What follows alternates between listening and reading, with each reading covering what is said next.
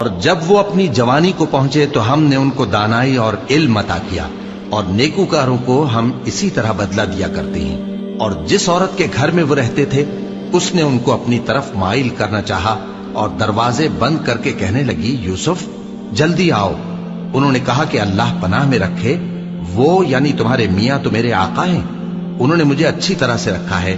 میں ایسا ظلم نہیں کر سکتا، بے شک ظالم لوگ فلاح نہیں پائیں گے۔ اور اس عورت نے ان کا قصد کیا اور انہوں نے اس کا قصد کیا۔ اگر وہ اپنے پروردگار کی نشانی نہ دیکھتے تو جو ہوتا سو ہوتا۔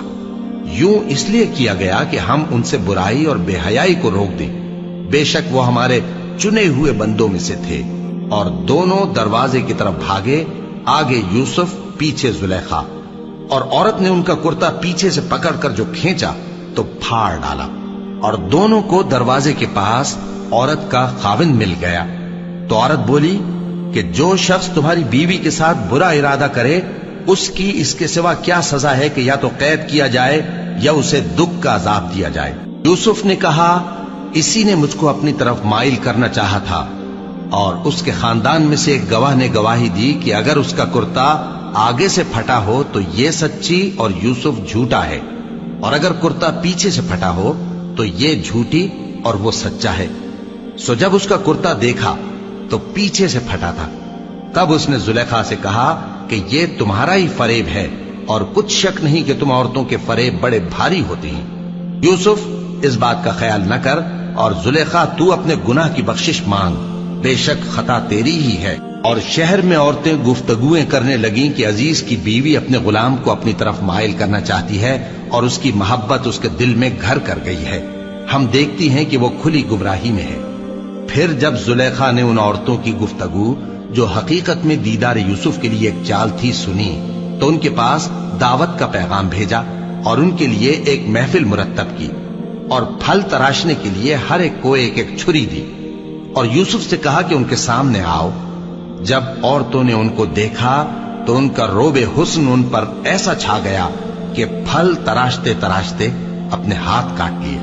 اور بے ساختہ بول اٹھی کہ اللہ پاک ہے، یہ آدمی نہیں، یہ تو کوئی بزرگ فرشتہ ہے۔ زلیخا نے کہا، تو یہ وہی ہے جس کے بارے میں تم مجھے تانے دیتی تھیں، اور بے شک میں نے اس کو اپنی طرف مائل کرنا چاہا مگر یہ بچا رہا، اور اگر یہ وہ کام نہ کرے گا جو میں اسے کہتی ہوں تو قید کر دیا جائے گا اور ذلیل ہوگا۔ یوسف نے دعا کی کہ پروردگار، جس کام کی طرف یہ مجھے بلاتی ہیں اس کی نسبت مجھے قید پسند ہے، اور اگر تو مجھ سے ان کے فریب کو نہ ہٹائے گا تو میں ان کی طرف مائل ہو جاؤں گا اور نادانوں میں سے ہو جاؤں گا۔ پس ان کے رب نے ان کی دعا قبول کر لی اور ان سے عورتوں کا داؤں ٹال دیا، بے شک وہی تو سننے والا ہے، جاننے والا ہے۔ پھر باوجود اس کے کہ وہ لوگ ان کی بے گناہی کے نشان دیکھ چکے تھے، ان کی رائے یہی ٹھہری کہ کچھ عرصے کے لیے ان کو قید ہی کر دیں، اور ان کے ساتھ دو اور جوان بھی داخل زندہ ہوئے۔ ایک نے ان میں سے کہا کہ میں نے خواب دیکھا ہے، دیکھتا کیا ہوں کہ شراب کے لیے انگور نچوڑ رہا ہوں۔